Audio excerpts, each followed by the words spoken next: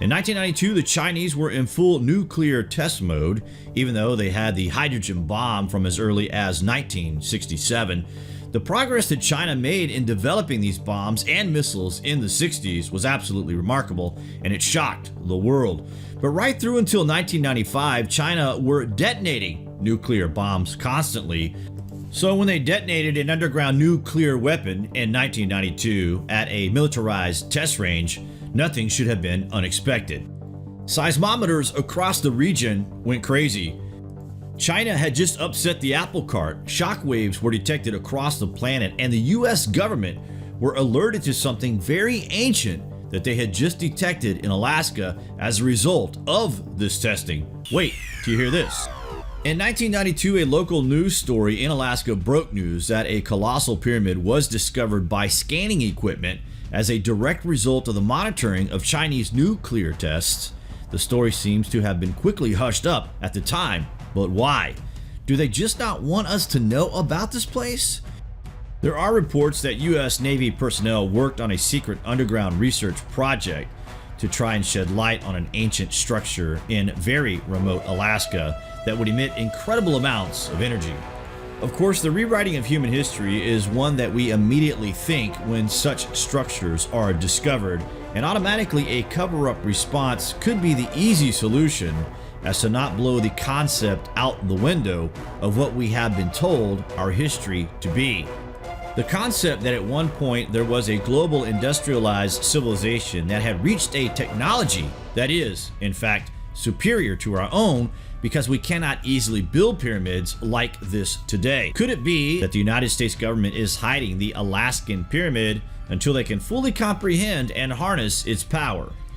Perhaps China signed the treaty to stop nuclear testing in 1995 because they were sympathetic to its discovery. Remember, China went from mostly farmers in the 1940s to the superpower it is today in a very short period of time. Could China, in fact, have a source of power they are not telling the rest of the world about? What if China knows of ancient secrets of pyramid power and they are harnessing this power as we speak?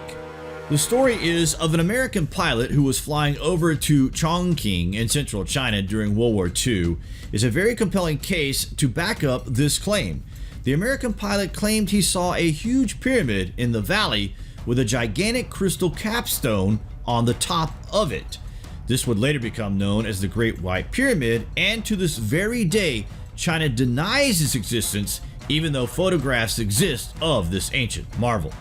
The New York Times reported that Colonel Maurice Sheehan, another American aviator flying over central China during World War II, spotted a 1,000-foot high pyramid in the same area. That would make it twice as tall as the Great Pyramid of Giza. Since then, many more pyramidal structures have been discovered throughout the region, some of them covered in vegetation, seemingly camouflaged to look like natural formations. But the Chinese government denies that there are any pyramids in China at all, claiming that any structures resembling pyramids are actually burial mounds from the Han Dynasty. Still to this day, the subject of the Chinese pyramids is very rarely discussed. However, you can go on Google Earth and you can see the pyramids of the Xi'an province for yourself by just zooming in on this area. But the Chinese government does not want you to go in this area. It is declared off limits to everyone except for the local peasant farmers in that region. What are they hiding? We suggest that China are actively developing technologies and harnessing ancient energy sources from these pyramids in this very day and age, as they are going through an epic industrial revolution. Could these pyramids reveal a different version of history than what the Chinese government wants us to know? World governments might not want to be forthcoming with this information. Just like we've seen with the Chinese government, places like Alaska and others might also hold hidden wealths of archaeological finds that we still have yet to uncover. Are there ancient pyramids that are deliberately being kept secret from the public? Might the discovery of these and an untold number of other hidden pyramids expose the truth about our origins? Is it in fact a foregone conclusion that if other pyramids are found across the earth, like the ones in the Giza Plateau, then they will be forced to admit that there was a pre-flood advanced civilization and history as we know it has been lost for millennia.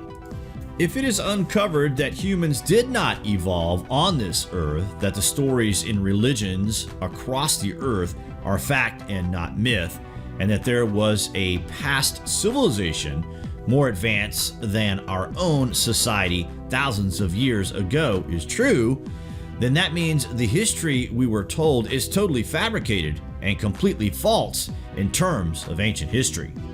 And to further back up the claim, there was a discovery in Japan that might just blow your mind. Multiple teams of researchers, geologists, and professional divers launched an underwater expedition in 1997 near the southernmost of the remote Ryukyu Island. They were there to investigate a mysterious stone configuration known as the Yonaguni Pyramid. Less than 100 feet below the surface, the divers came across rock formations, including pillars, wedges, platforms, and giant steps that appear to be carved out of the bedrock. The Yonaguni monument has been altered by carving, and it has been carefully carved into megaliths, platforms, stairways. The only problem is that it's built for giants. The stairs are immense.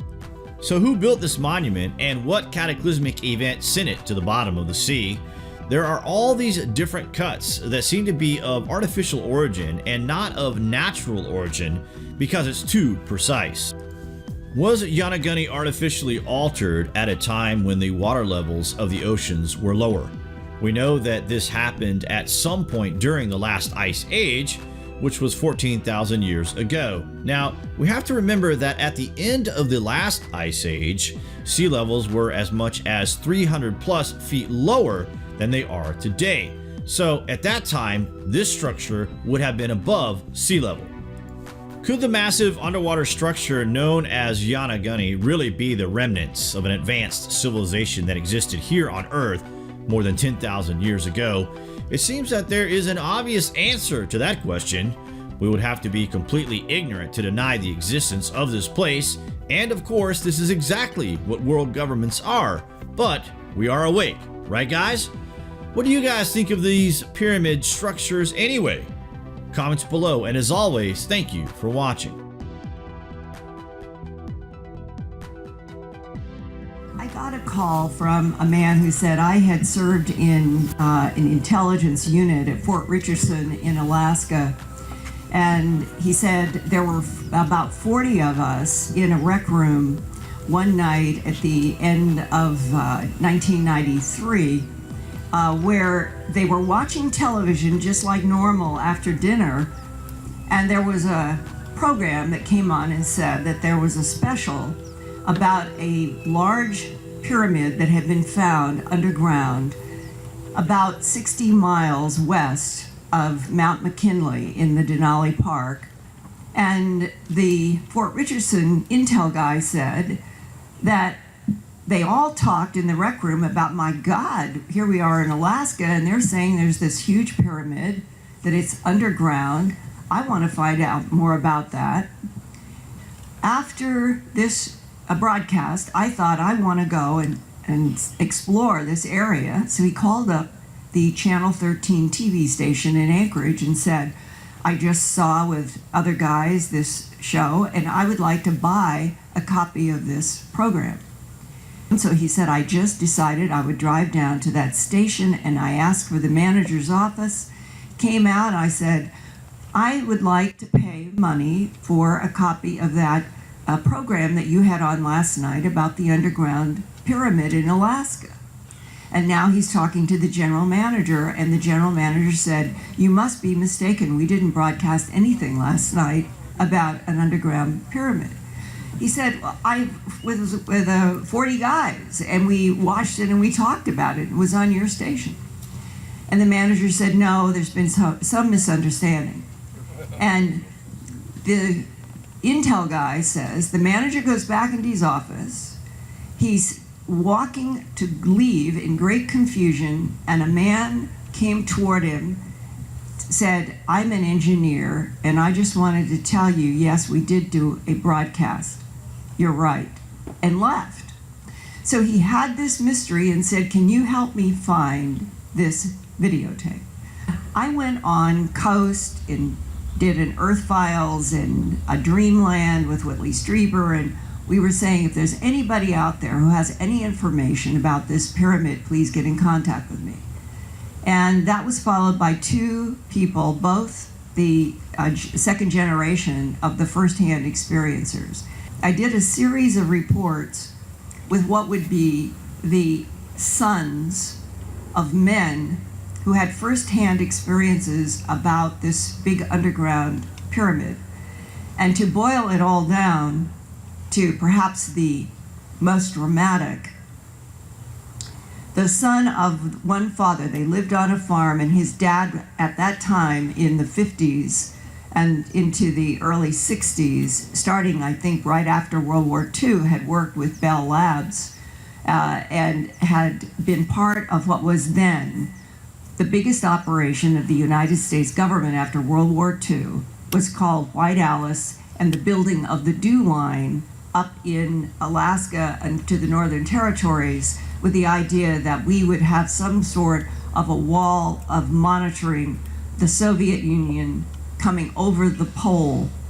So we put in 10, 12,000, maybe more people into the Canada, Alaska, Northern Territory areas to build the Dew Line and a project called White Alice.